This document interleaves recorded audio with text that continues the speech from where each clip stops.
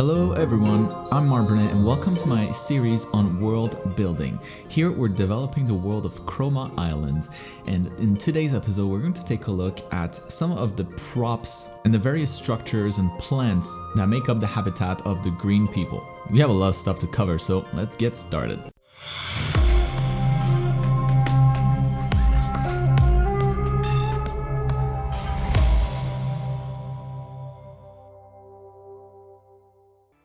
Alright, so we're starting here in the green people's, or around the green people's village. And today is going to be mostly about props and structures and plants and things like that. So no characters, no big environments or anything like that. It's really more what make up those environments and trying to explain a little bit more the lifestyle of the green people and explore different ideas about what their world is really like on a more like day-to-day basis. So as you see here, those were my references, and it's a lot of green and a lot of corals also, because I think like corals have this really cool look, and like everything that I do for this world, at least the majority of it, it's all based in reality, right? So I take different things that exist in nature and try to mash them together and create like new hybrids, and usually that gives some pretty cool results because, well, nature is full of wonderful plants, and some of those things, man, they look alien to me at least. So it makes for perfect inspiration, and I'm going to start here with the plant. So the plant, the way that I wanted to tackle this is not so much that I want to recreate every single plant, right? So every bush and everything like that. I'm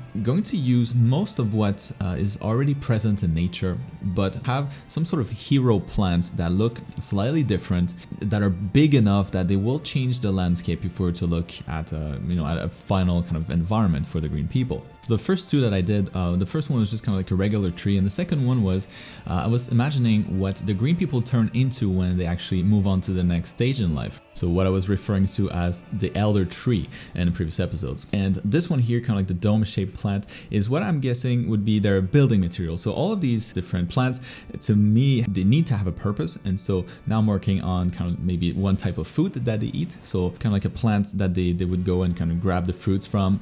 Figuring those basic life needs and associating different props to it really helps when it comes to unifying the look of everything that they're about. So by having these types of plants that are so core to their lifestyle, right, it kind of inevitably influences a lot of the different things that are going to happen in their life. So for example, if to get their building material, they have to kill this kind of dangerous plant that attack you, well, that's something that's pretty unique, compared to our world, for example, where we certainly don't have to do that. And it would be the same as imagining like an alternative universe, let's say our world, but minus electricity, right? So if for some reason it wasn't part of physics, what would we do instead? And how would all of the resulting machines or the different tools that we create, that we build in that world, how would that look? Setting those kinds of really fundamental boundaries for myself really helps drive a lot of the design decisions that come after that.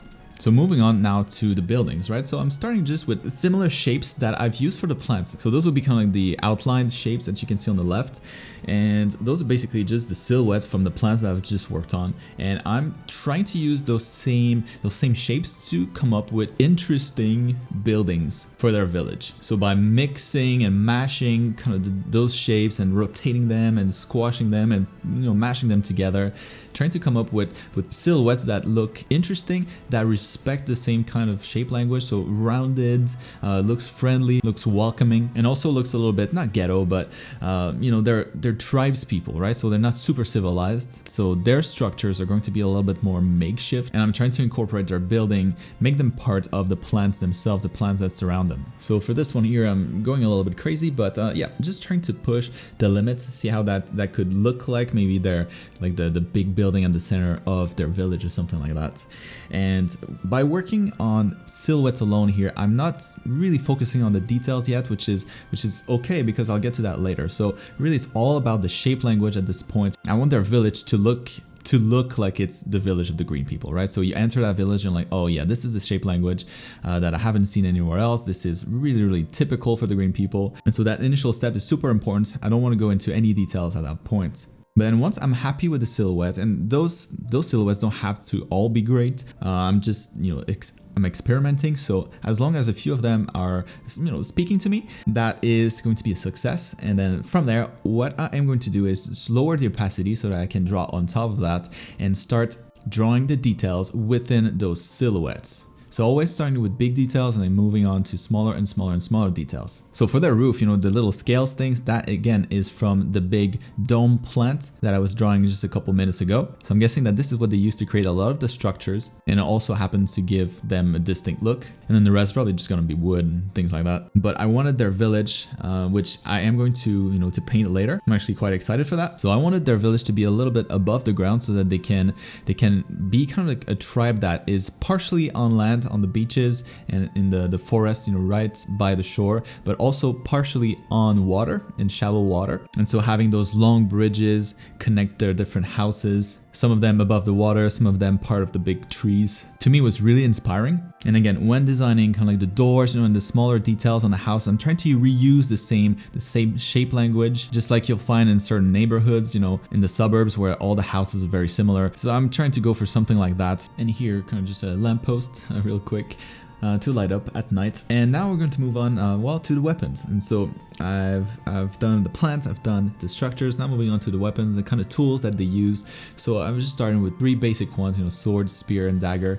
Most of the heroes from the Green Tribe, they are not going to use any of that. So this is really more for the younger people that are not, you know, as well versed in battle. Just the same, I'm starting with silhouette, I'm trying to find silhouettes that are interesting. And you can see here on the left again, I have all those shapes. Now they're not just line art, but they're filled in, so they're a little bit more obvious. But yeah, again, starting from those shapes and trying to mix, you know, typical sword-like silhouettes and those shapes that I've been using for the buildings and for the plants, and trying to come up with well, interesting silhouettes as best as I can. So again, some of those are going to be kind of crap, but even the crap ones might give me ideas for other ones, for new ones. And so never discard any idea at this point, and we're brainstorming now, so any idea is a good idea. That being said, the main issue that I had here is that the green people have mostly rounded shapes, right? And weapons by default need to be pointy, they need to be aggressive, they need to pierce, especially the types of weapon I'm working on now.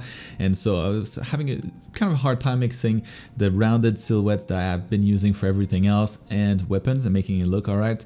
So that was a little bit tricky, but I ended up with a couple silhouettes that I think work quite well. Mostly the blades that have more of a curve to them, so they look a little bit more organic. And now I'm moving on to, well, the same process again. Moving on to line art and trying to add some details within the silhouette. So I'm happy with the silhouette. That is not going to change too much. And now it's really just the details within the silhouette. And all the while I'm thinking about the materials, right, that I've designed initially, the different plants, and also knowing that they don't use probably no metals or anything like that to build their village. It's not part of their tools. So the shapes need to be organic and the details need to be organic as well. Nothing is machined. And yeah, that one didn't work, so I just kind of gave up. And I'm going to be tackling one of each. So one sword, one spear, and one dagger. And that should give me kind of a good range, because from there, once I have that, I should be able to create a bunch of other weapons using the same shape language, which in this case is slightly different from everything else that I've done, because it's partially aggressive and then partially rounded and friendly. Kind of a weird mix for weapons. And as I was working on that spear, I really liked kind of the twisted tip. It reminded me of roots almost. Roots kind of twisting and turning. And so I decided I was gonna try to use the same thing, or similar logic for the dagger. So that's why kind of like the pommel and the handle is a little bit similar to that, and I'm probably going to do the same thing with the sword as well, so that everything kind of looks like it's part of the same, the same set. So for a starting color, obviously super simple. The green people are going to have green weapons, so nothing to think about there. And of course a little bit of brown for earthy colors makes it nature looking, perfect for the green people. And I have on the left here now kind of like my main reference for the weapons. So now I'm moving on to the smaller details, right? So the more intricate details. Started with the silhouette, moved down to kind of like the medium-sized details, and then finally the smaller details to really polish these weapons up and give them even more of a unique look. And as I was working on these, I really started to like the idea that these weapons almost like create themselves out of a need somehow. So it's not even something that the green people make, but more like they almost like Excalibur, right? So where Prince Arthur is able to pull it out, almost like a response to him. I wanted those weapons to be kind of similar, so they would adapt to the different individuals that wields them, almost as if like a green person needs suddenly a weapon to fight an evil person in the forest, maybe like a white person from the Ivory tribe. All they would have to do is kind of reach for a branch, and then the branch would kind of materialize into a sword, perfectly fit, perfectly balanced for that particular individual, because after all, they are the defender of the forest. Anyways, I thought it was kind of cool. But yeah, so now I'm basically just polishing and applying the same logic to all the weapons that I've done, right? So I really dig the sword, so I like kind of like the root, like tangled look that the first sword had, and so I'm just doing the same thing with the rest now, imagining what that would look like for different types of weapons and making those sketches a little bit more presentable, so that you know, it's something that I could potentially add to my portfolio. Not that I need a portfolio, but you know. So one thing that I really want to do with these weapons, since they are to me almost like living creatures, is I wanted to give them crystal, right? The crystals are what give life to green people, and so I was thinking that it's also something that gives life to their weapons, and so it would make sense to have some of those crystals kind of embedded in the weapon. And then finally, a splash of color. And those that kind of like yellow works really well with this more bluish, cooler kind of green.